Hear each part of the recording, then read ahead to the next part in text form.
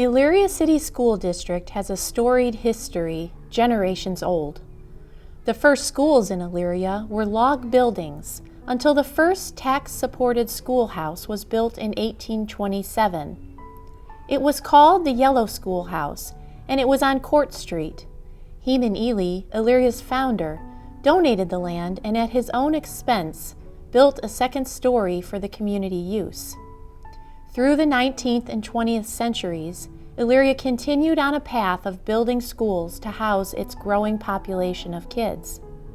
Schools were built alike with designated classroom spaces and rows of single-file desks, all facing the teacher at the front of the room.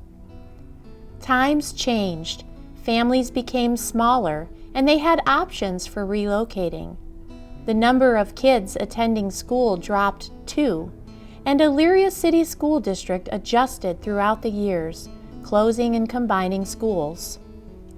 Today, the district is home to 11 schools for its 6,400 students and one administration center. In this 21st century, school has changed a lot. Students are encouraged to work together, to collaborate. They're told to talk to each other and to work together on projects. Learning is tailored now for each student. Individual and small group instruction is what's standard today. And technology? Well, it's here, and it's here to stay. Schools and educators must keep up and even foretell the future to prepare kids for the world they live in now and the world they'll be expected to lead. The age of our elementary and middle schools make them unable to keep up with today's learning needs. The buildings are 60 to 100 years old and not built for modern technology. These old buildings were built with few outlets and the standard circuitry for their era. So conduit snakes through the classrooms and hallways of every elementary and middle school to create pathways for connectivity. But our elementary and middle school spaces don't support teaching and learning today. In our century-old schools, Ely and McKinley Elementaries, age and the resulting shortcomings are unmistakable.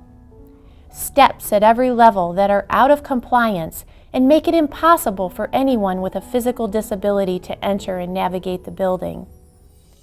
Old heating units like radiators that adjust manually and are hot to the touch.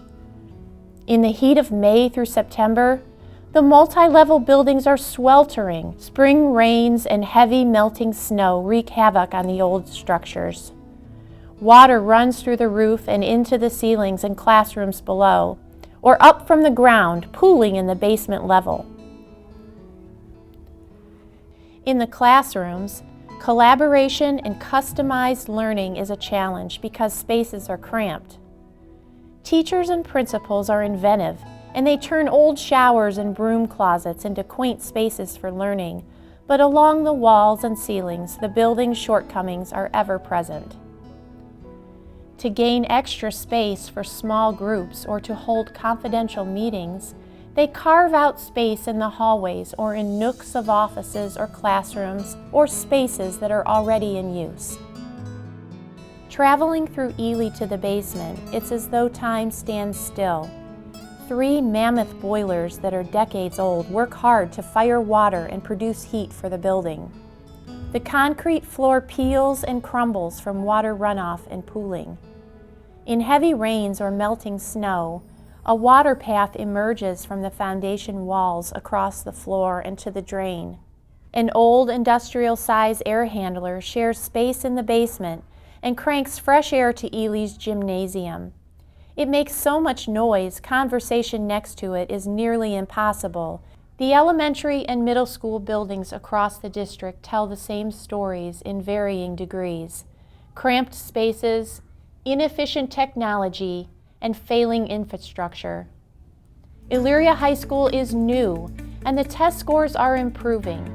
Graduation rate is more than 90%, and our high school kids have access to technology that prepares them for the future. The state has evaluated our elementary and middle schools and said they need to be replaced due to age and deterioration.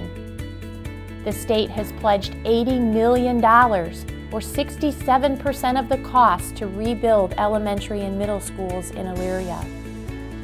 New schools will support learning today and into the future and improve education in the Elyria City Schools.